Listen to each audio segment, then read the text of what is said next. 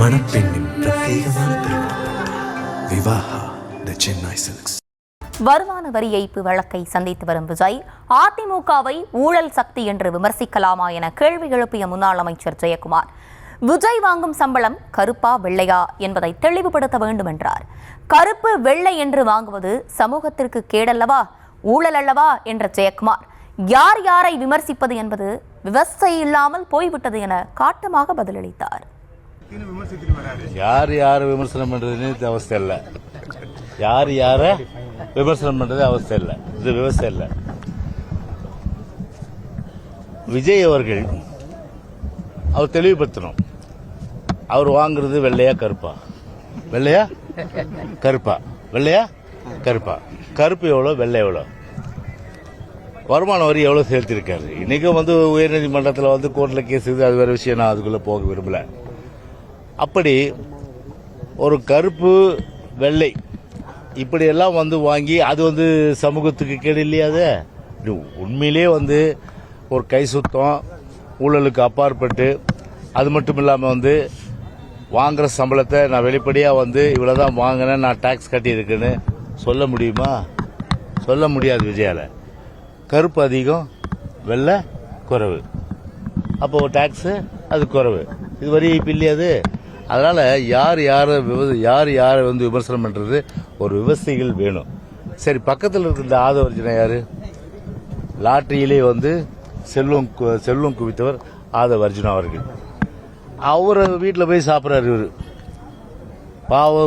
பாவப்பட்ட எவ்வளோ பேருடைய ரத்தத்தை சுரண்டி கொளுத்தவருடைய வீட்டில் போய் இவர் போய் சாப்பிட்றாரு. இவர் சரி, அப்படியே எடுத்துக்கினா கூட சரி. இன்னைக்கு இந்த கட்சியை யாருடைய பணத்தில் நடக்குது? லாட்டரி பணத்தில் தான் நடக்குது. இன்னைக்கு கட்சியை லாட்டரி பணத்தில் இன்னைக்கு நடக்குது. நாட்டில் நீ பார்த்தீங்கன்னா 41 உயிர்கள் தானே, 41 உயிர்கள் கரூரில் அன்றைக்கு ஒரு மிக ஒரு வேதனைப்படைய மனம் வெம்பக்கூடிய அளவுக்கு அன்னைக்கு நான் கடுமையாக இருதரப்பே நான் குற்றம் சொன்னேன். நான் விஜய் மேலும் தப்பு இருக்கு, கவர்மெண்ட் மேலும் தப்பு இருக்குன்னு.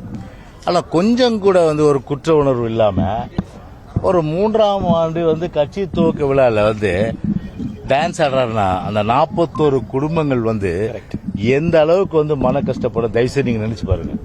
கொஞ்சம் கூட ஈவு இரக்கம் இல்லாத ஒரு தாபேகாவுடைய தலைவராக இருப்பதே உண்மையிலேயே ஒரு அருகதை இல்லைன்னு தான் நினைச்சு நான் சொல்றேன். ஒரு தலைவருக்கும் உள்ள அந்த அருகதை கிடையாது. 41 குடும்பங்கள் பார்த்தா அந்த டான்ஸை பார்த்தா அவங்க மனசு எவ்வளவு கஷ்டப்படுவாரு. அதை பத்தி ஏதாவது பேசியிருக்காரா அவரு? அதை பத்தி எதுவும் பேசல. இப்படி ஒட்டுமொத்தமா பாத்தீங்கன்னா ஒரு தாவேக்கா பொறுத்தவரை பாத்தீங்கன்னா முழுக்க விசில் விசில் விசில் விசில் எதுக்கு அடிப்பாங்க? ஆபத்தில் இருக்கும்போது தான் விசில் அடிப்பாங்க. ஹெல்ப் ஹெல்ப் ஹெல்ப் ஹெல்ப்னு. டைட்டானிக் படம் பாத்தீங்களா? டைட்டானிக் படம் லாஸ்ட்ல என்ன கிளைமேக்ஸ்? விசில் அடிக்காது. ஆபத்து என்னதான் அவங்களுக்கு ஆபத்து, கட்சிக்கு ஆபத்து. ஆபத்துனா என்ன? ஆதரவு இல்லாது, அதான் ஆபத்து. புரியுதுங்களா? யாரை காப்பாத்துறது விசில் கிடையாது. அவங்க ஆபத்துல இருந்து எங்களை காப்பாத்துறதுதான் விசில். அதிமுக தான் தலைமை இருக்கும்னு சொல்லிட்டாங்க. ஆனா நேற்று அவர் பேசும்போது யாரு விஜய் பேசும்போது மற்றும் பலர்னு சொல்றாரு. அது அப்படியே, அதாவது என்னன்னா நானும் ரவுடின்ற மாதிரி தான் இருக்குது. நானும் ரவுடி தான். கவுண்ட் பண்ணி விட்டு தெரியுமா?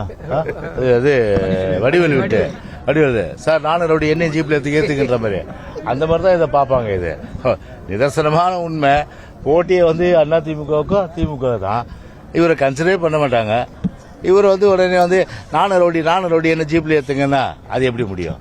அதனால எங்க முருகல் சிரிக்கிற எங்களை பொறுத்தவரை சரி, அதிமுக தான் திமுக போட்டி. இதான் தேர்தல் நடக்கும். மணப்பெண்ணின் பிரத்யேகமான திருமணம் விவாஹா தி சென்னை சில்க்ஸ்.